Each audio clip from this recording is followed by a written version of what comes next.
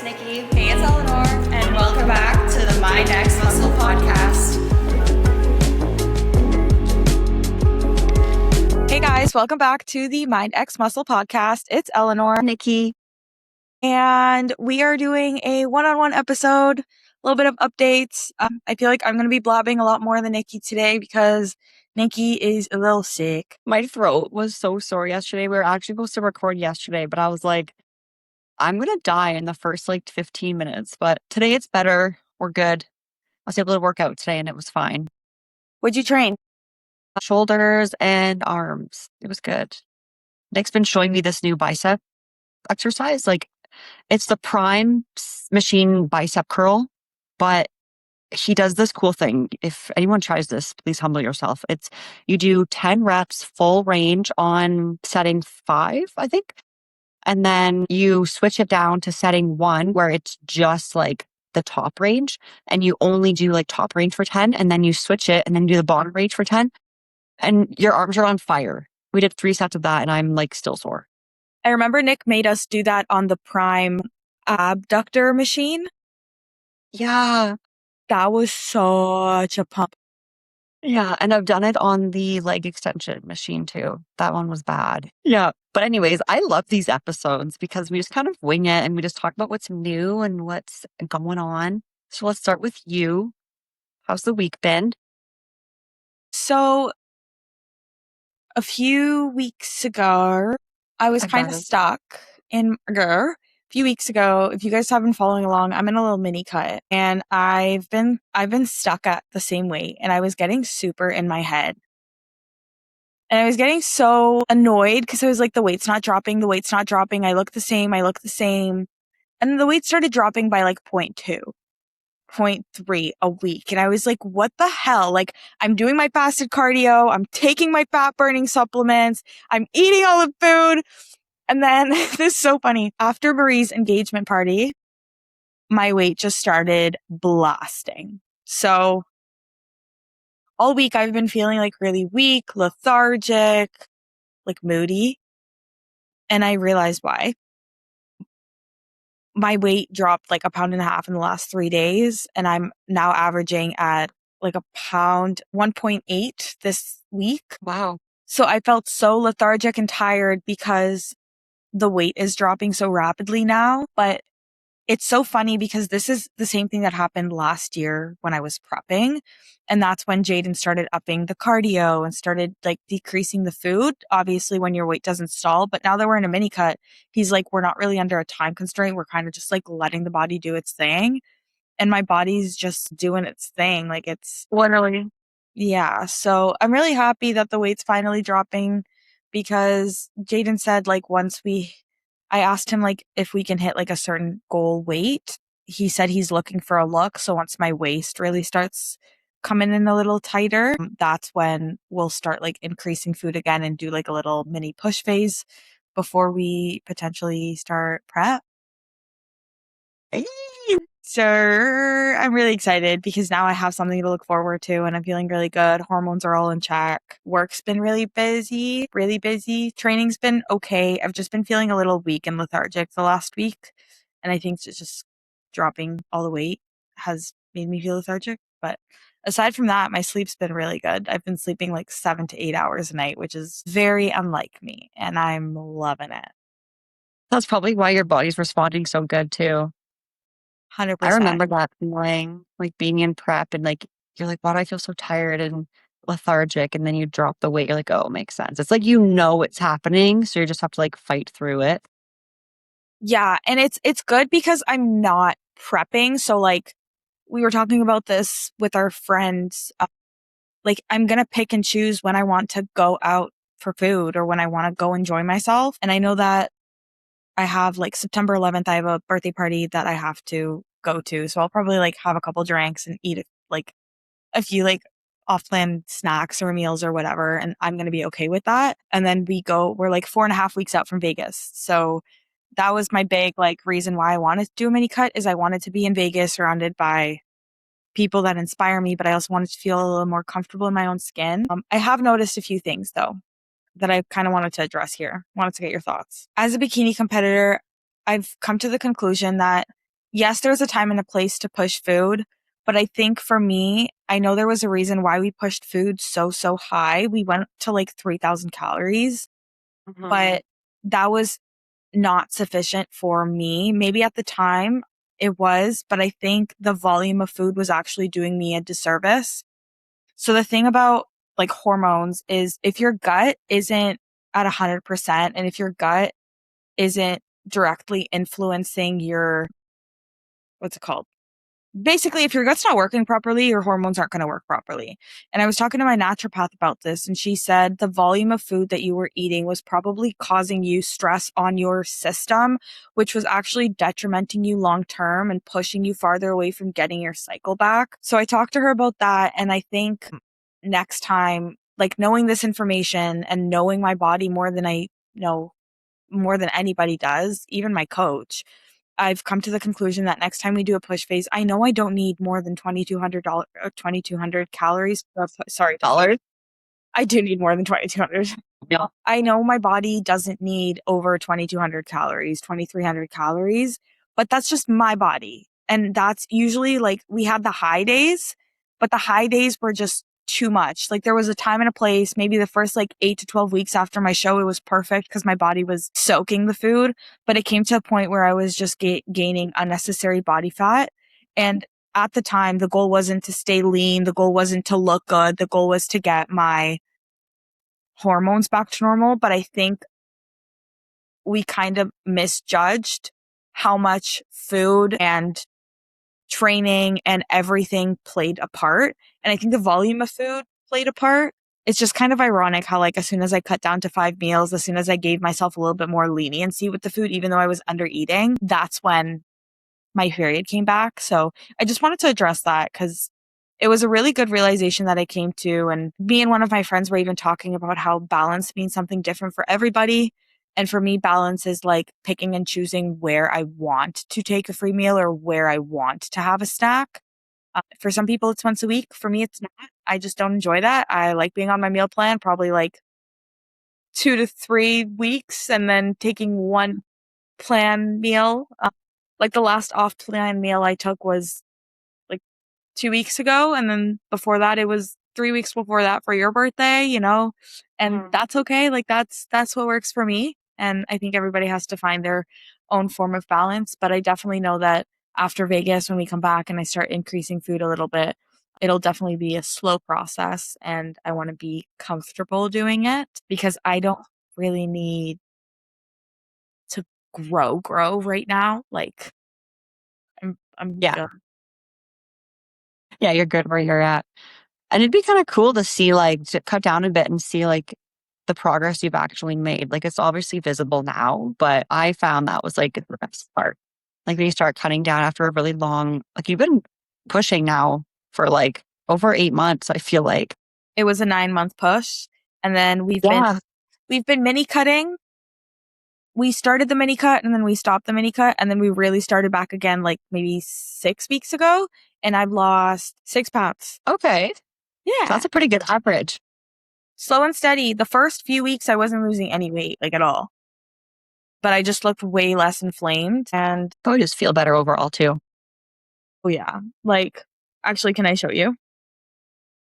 Yes. I'm going to show the podcast guys. Okay. So this is kind of when we really like were pushing food. Where is this? This was 2 weeks before I got my period for the first time. And I looked really inflamed at this point. Where is this? Right here. So this is like, I don't know if you could see, but I looked really inflamed and like watery, right? Yeah. It's pretty clear on my end here. And then last week, oops, sorry. And just the stress of like your body and your mind has come down too. So that I helps a feel, lot. I feel so calm. I feel normal. That's I have good. chickens again tomorrow, but Yeah, tomorrow's Monday already. Oh my God, I swear, like, this whole week has been flying by. Kate, did you change your front post? a little bit. I like it. I like Do it. do you know who actually helped me? Justine. Because me and her were talking, and my biggest feedback was that my glutes were too big. So she said, well, you're hiding your leg angling this way. So she's like, why don't you just try it a little bit to the side? And I really like it. I feel like it accentuates and I look a little bit more balanced. But me and Ashley haven't talked about it yet. So we'll see what she says. We'll see what She's she the pro. says. Yeah. But yeah, I'm sure she'll agree.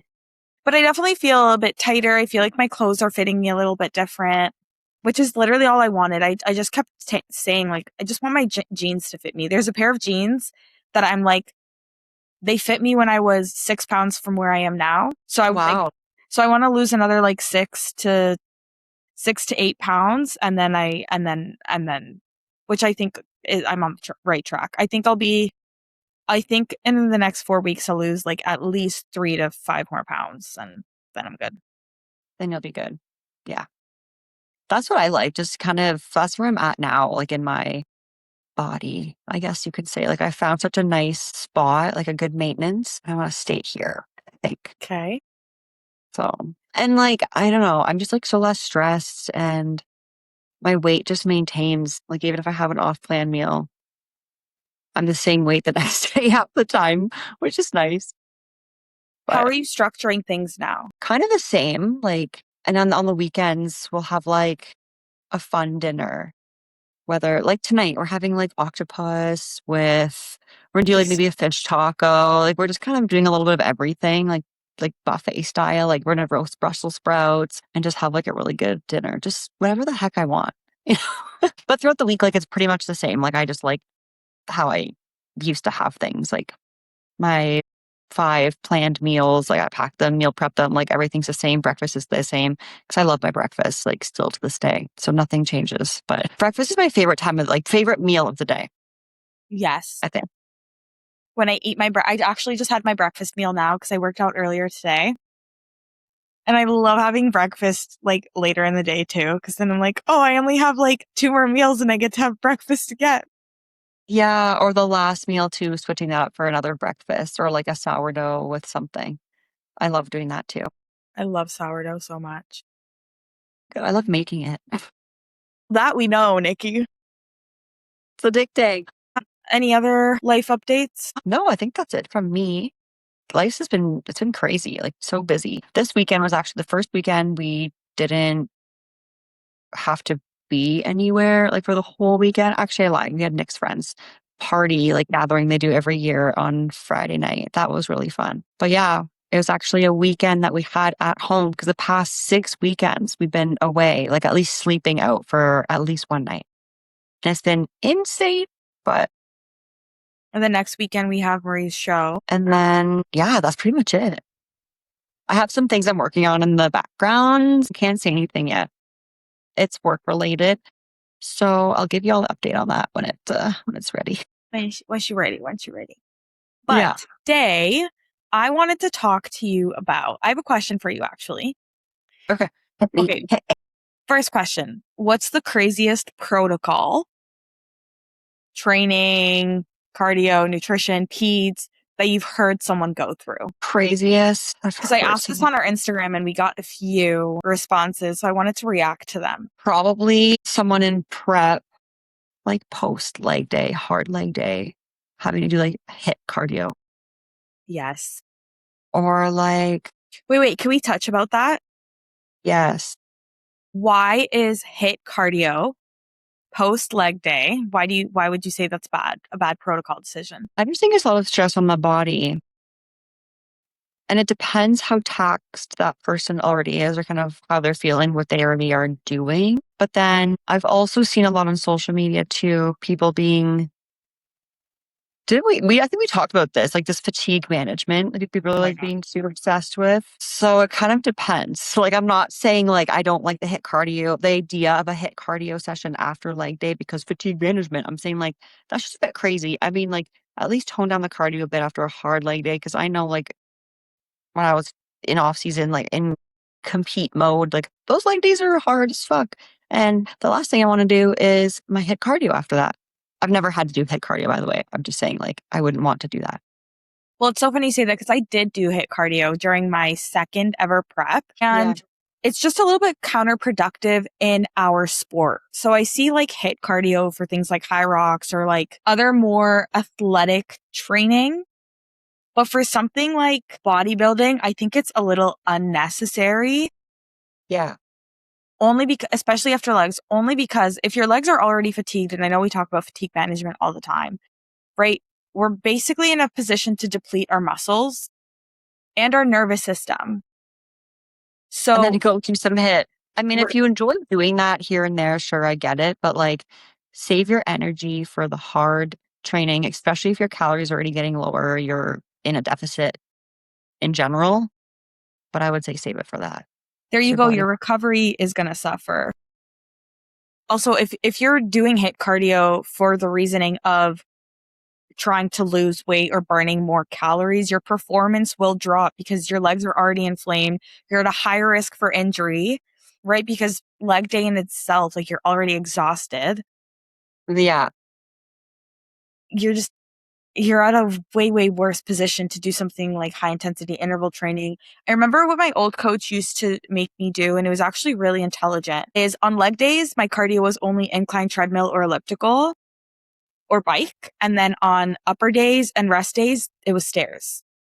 And I never understood it. Yeah. And now I really understand why he made me do that. It's because he wanted the least amount of inflammation while burning calories, because he knew how hard his girls lifted, and also training legs like 2 to 3 times a week. That is so, so stressful on your body and your nervous system with low calories. Like you're not recovering well enough. So yeah, I feel like there's a fine line between fatigue management and pushing. Just literally what makes sense. Yeah. Yeah. I've never been told to not do cardio or do like a different style of cardio on my leg days. If my cardio was ever like at 5 or 6 days a week, I would just naturally pick my hardest leg day as my rest from cardio. Or if I was in prep and I would just do it fasted and then hit legs later Yes. and then save no cardio for later, depending on how much it was, I would do that. But yeah, that just sounds intense. No thanks. No, thank you. Okay. I have one. Let's get, okay. The world saw mine when my ex posted what he put me in a bikini prep. I was on test, Letro, Arimidex. There's more. I can't read it. Oh, dot, dot, dot. So if you guys watched the podcast with Brandon Chan, the Camp Evolution podcast, he told us what Letro was. And that was my first time finding out what Letro is. But I That's wanted to pull this up so we can give you guys like a better breakdown. That's used in like some severe cancer cases. Like that's a very strong anti-estrogen. It's an aromatase inhibitor. It blocks aromatase enzyme, which normally converts some androgens into estrogen. So it can lower estrogen levels substantially. It helps with water retention, gyno, high estrogen symptoms. Crashing estrogen too low is harmful. Estrogen is important in men for libido, sexual function, mood, bones, and cardiovascular health. Obviously, we know that it's extremely, extremely important for women. Yes, I just wanted to get your thoughts on that. To have a woman, a female, a bikini competitor on testosterone, Letro, Arimidex. I'm just confused. I'm not a coach. I don't prescribe this stuff, but I'm just confused why they're on Arimidex and Letro at the exact same time. And the test, I could for bikini, I don't know, because I could see like there's some talks of some girls taking like a very very low dose if they naturally have lower testosterone, like that could be just like a hormone therapy replacement type of thing in chronic cases. I know people add it In prep, but it depends what your levels are already at, and then you add in a little bit after that. But in bikini, in prep, like I don't think that is necessary unless they're doing it for a purpose or a reason. you know what? Now that you say that, I do know people using testosterone, or I've heard people using microdosing test, females microdosing test, because test converts into estradiol. So I've seen people use it for that case. Yeah, and it tends to bring the estrogen back up, but you have to do like very frequent blood work to keep track of it because once the test reaches that number, once you go a little bit higher than that, where you want it to be, that can be where it gets dangerous. So usually they pull it after that. But in a world where bikini is all about balance and things like Letro and Arimidex really dry a female out in a bikini prep. It just doesn't sound, yeah, it's pretty wild. I'm no like doctor, physician.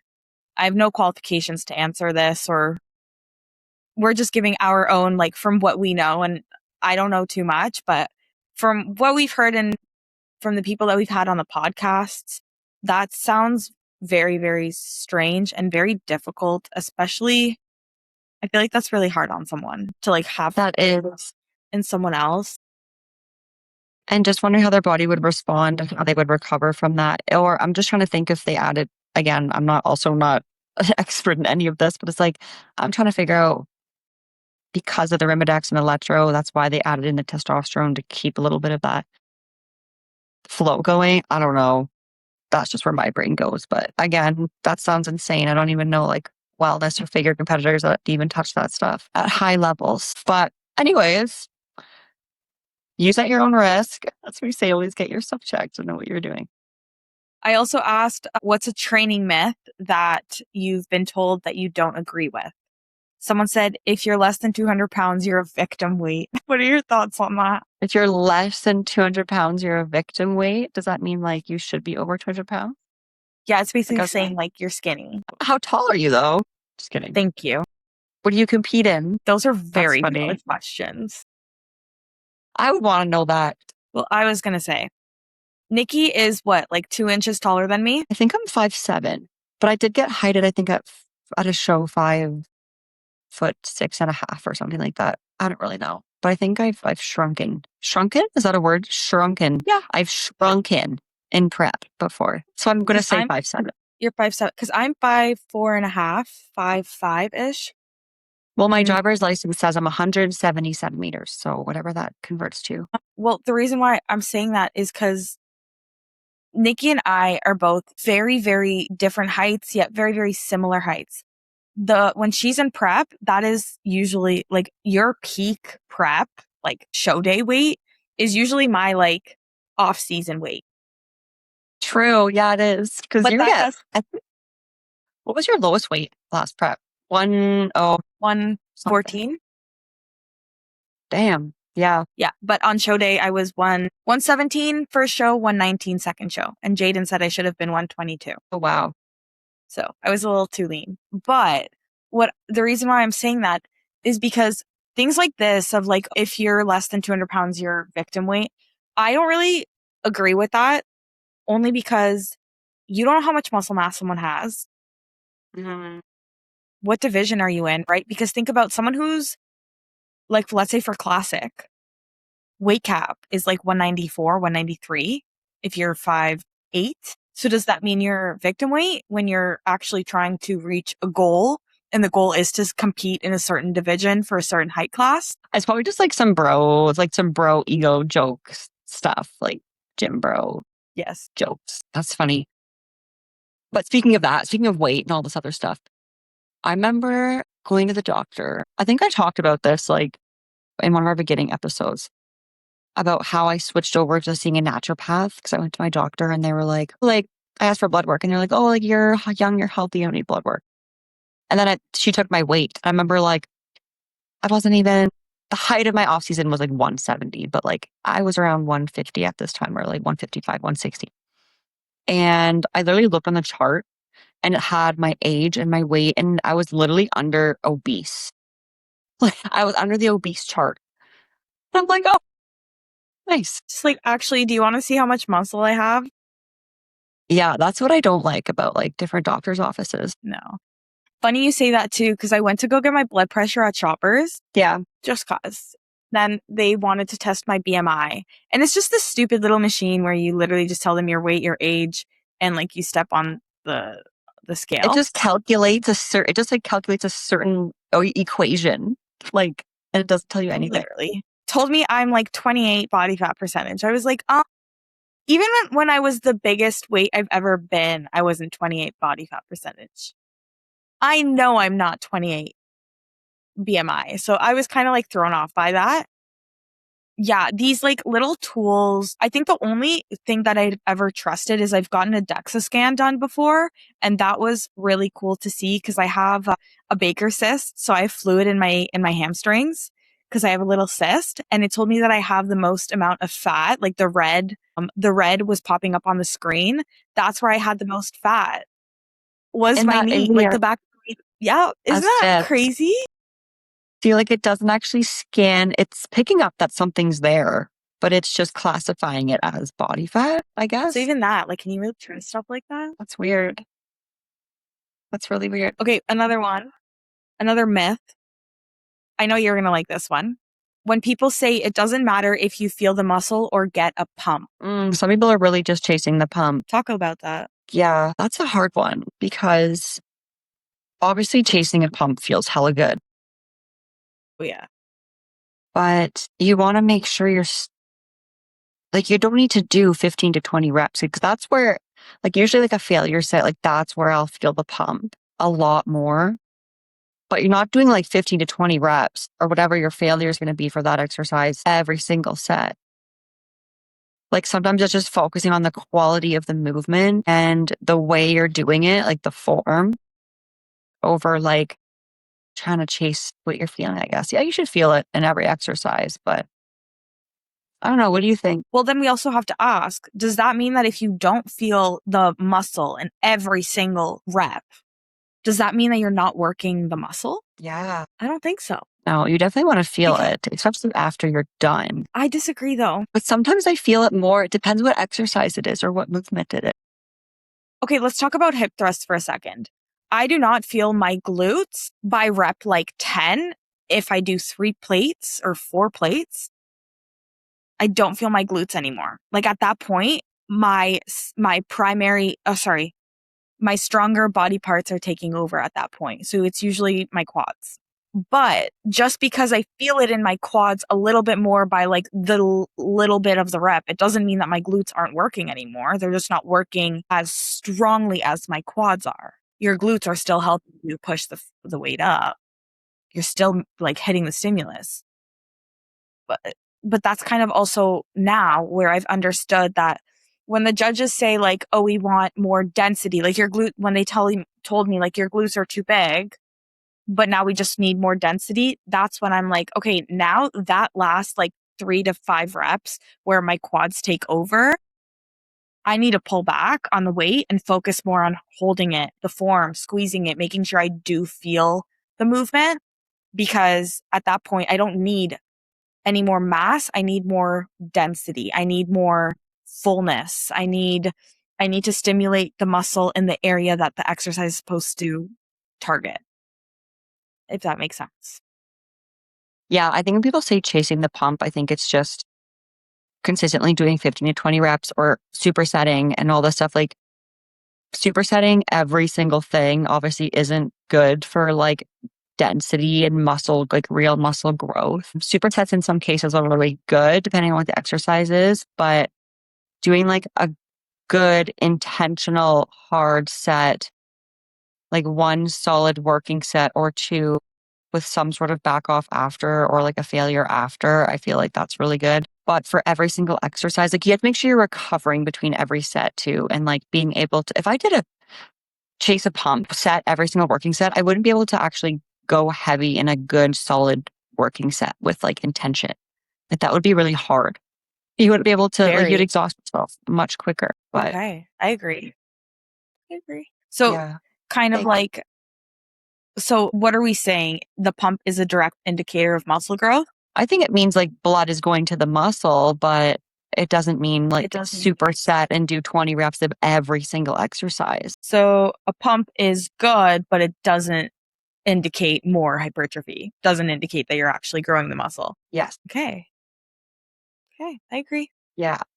But I don't know, like I And feel the quote unquote pump with like every like workout. Like even after a set of hip thrusts, I'm like doing an air kick back and I'm like, oh well, yeah, I feel that. Like it feels pumped. Like that's a good feeling because you're actually activating the right muscle. yeah, but you know how some people, let's say for hip thrust, will they'll do one plate and do like 20 to 30 reps for 4 sets. That's just chasing a pump. At that point, you're just increasing blood flow to the muscle. Yeah. Or they'll stop once they feel that pump, be like, oh, okay, I feel it. Like I'm done. Yeah, no. If that's what we mean, then no. That's a big one. Big one. Yeah. That's a Because big. it depends what what they think chasing the pump is. Yeah. Okay. Mm-mm-mm-mm. Do you think that you need to train one muscle only once per week? That's what your goals are. Okay. I feel like obviously more volume, the better if you're recovering properly. But honestly, Say that like again. if you're recovering properly between each day, like say I got to a point where I was training legs 3 days a week and I recovered pretty quick that I was able Same. to do that. But there was some times where, say, if we switch something on the plan or I'm doing a different exercise, we swapped something, then I would be more sore and I wasn't recovered enough for the next one that came up 2 days later. In that case, you're not fully recovering. You're just kind of pushing and pushing and pushing, and that's not good. It really depends. Really depends. And also I depends think on one of what the things that they like training. what they like training.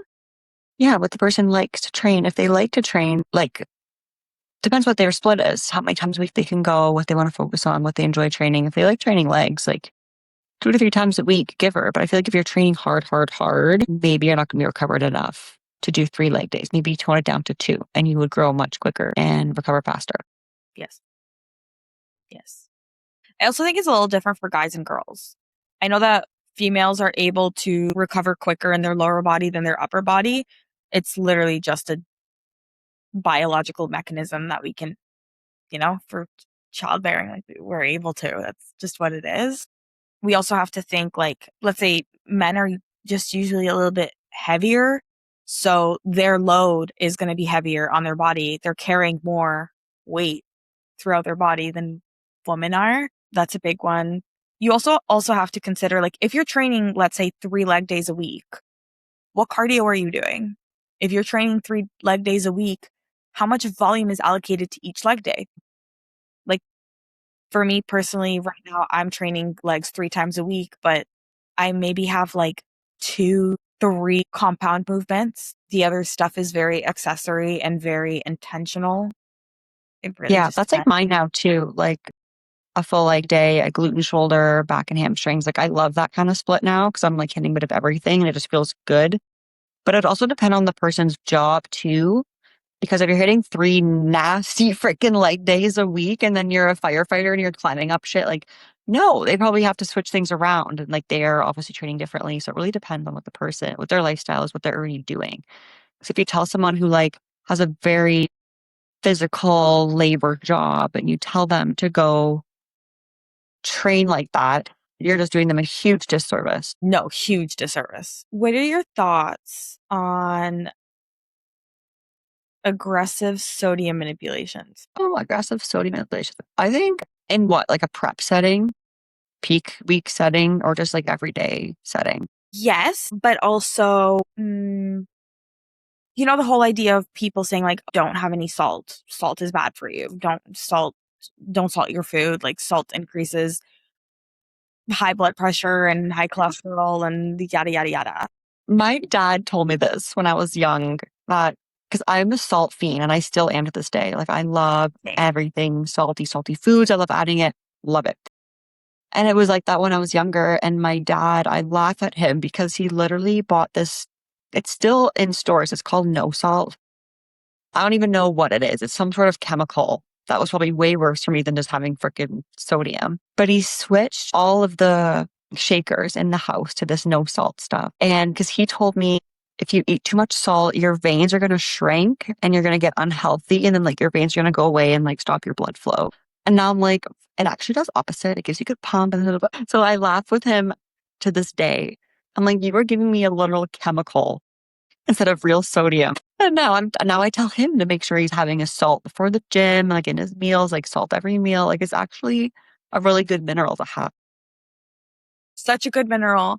The other thing I found this out too. So did you know that if you put a little bit of salt in your water, like let's say before you go to bed kind of thing, it'll help you not pee as much at night because it dehydrates your body so you're not actually peeing as much. So I started doing it because I was waking up like 4 or 5 times a night to pee. Like it was bad. Really?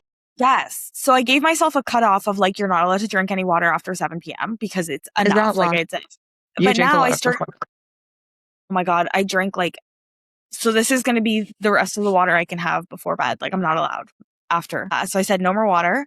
And then I now only wake up. Sorry. I now only wake up like once a night to go to the bathroom.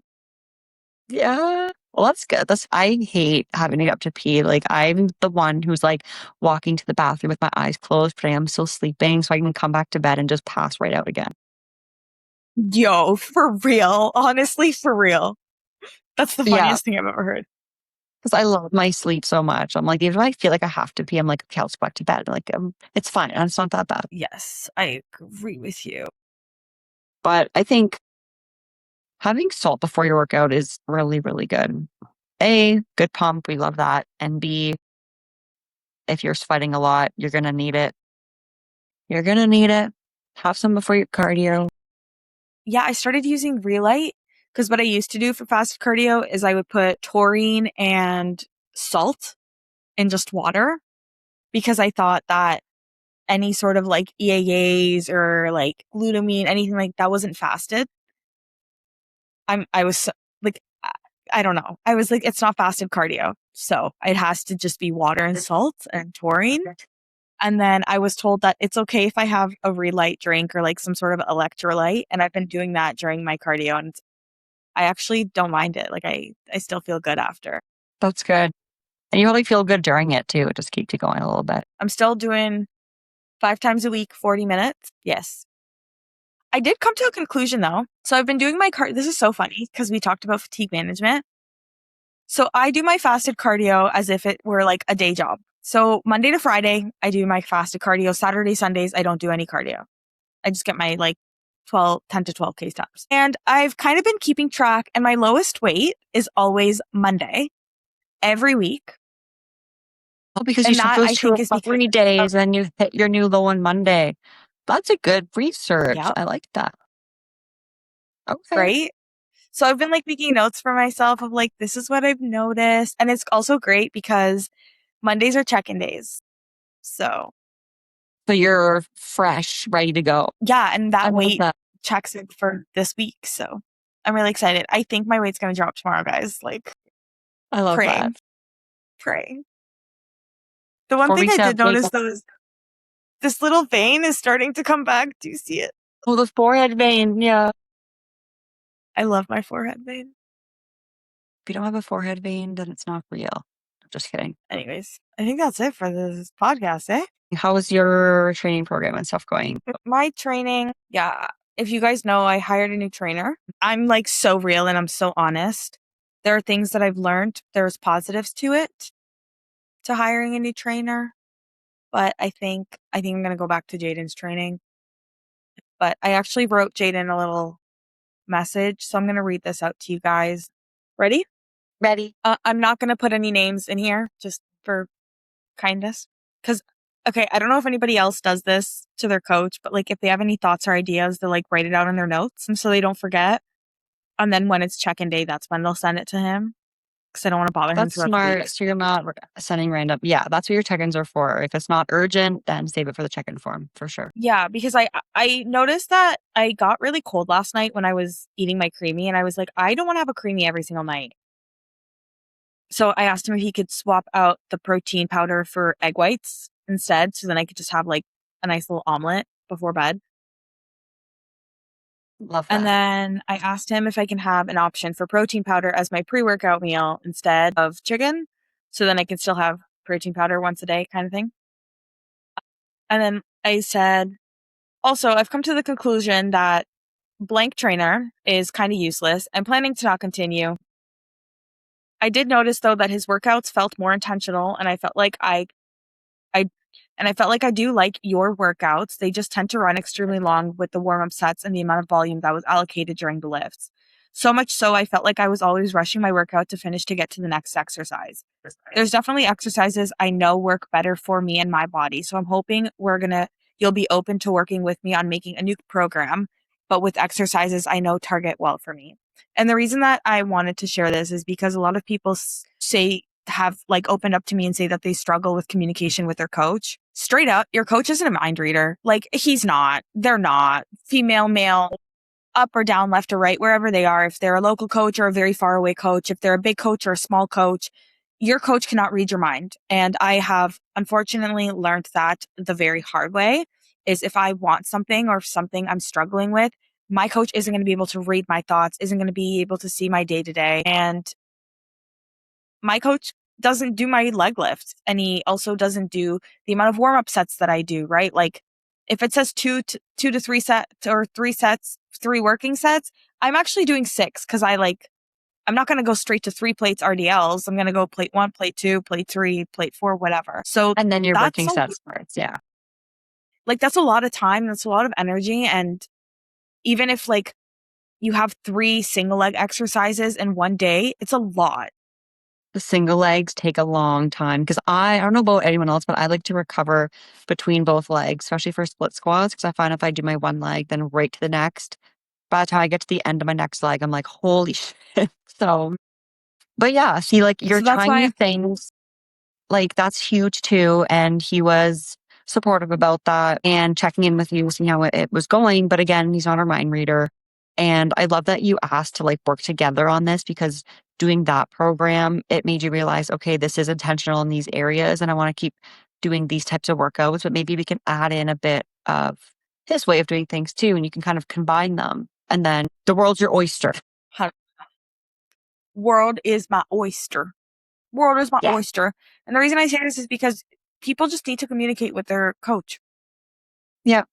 You're just finding what works best for you guys, and your coach isn't going to be on you 24/7. So how's this and this and this, like they'll give you a broad, how are things going, but like you need to be specific where you need to be. That's good. That's exciting. So like, have you guys come up with a plan yet of how you're going to structure it yet? Or I'm going like, to did you send get that a message to plan him yet? tomorrow.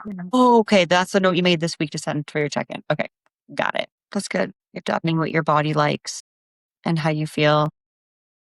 You have to try new things, engage them. 100%. Are you changing anything for your training? No, not really. Like, I like the way I'm training now. Like I said before too, I'm adding in a bit of more functional stuff and more like movement-based stuff. Definitely more single leg things, but other than that, nothing crazy. I like to keep it short and sweet, like really have intentional 4 to 5 exercises per whatever I'm doing. I like that a lot better. Like 2 accessories, 2 compounds, calves for my leg days. For upper days, I still follow like a bit of what I was doing, but I'll take something out or I'll add something in. Or I'll try a new freaking bicep drop set thing that Nick showed me. And I'm doing that for my bicep finisher now. And I love it. I like that. So yeah, it's good. You look very happy. I'm very happy. Like life is just great right now, to be honest. I feel good. My body feels good. Yeah. This was like more of a chill episode today. I kind of liked that. Yeah, I feel like my energy's like, No, I like these one-on-ones when we don't have like a very specific topic to talk about sometimes. Sometimes it'll just be a little update. We're just kind of chatting and you guys just have it hanging out and chatting with us. And then we just talk about some random stuff that might be seeing recently or whatever. And some weeks are boring. Some weeks are not boring. And we'll kind of talk about it as they go along. agreed. Yeah. But I think we're going to wrap this up because I really have to go to the bathroom. But if you guys are on YouTube, make sure you subscribe and give us a big thumbs up. And if you're on Spotify, make sure you follow us on Spotify and leave us a comment and let us know what's the craziest protocol that you've heard on your prep, or maybe if you're a lifestyle client, like something that you've heard that you're like, whoa, this shocked me. And we could talk about it in our next episode. Yes. I'm curious to hear too. I feel like people are just trying to be like all extra and cray cray or try to stand out because they do something different. But sometimes you're just sticking to the basics is what you really need. Social media can get to you too. Don't forget that. But yeah. But yeah, don't listen to anything on social media. Go talk to a professional. Yeah. Some of it's good, like the very authentic, honest people who have the credentials to do so and experience. But other than that, don't waste your time or your energy. No. But anyways, thank you guys again, and we'll catch you in the next one. Yay. See ya.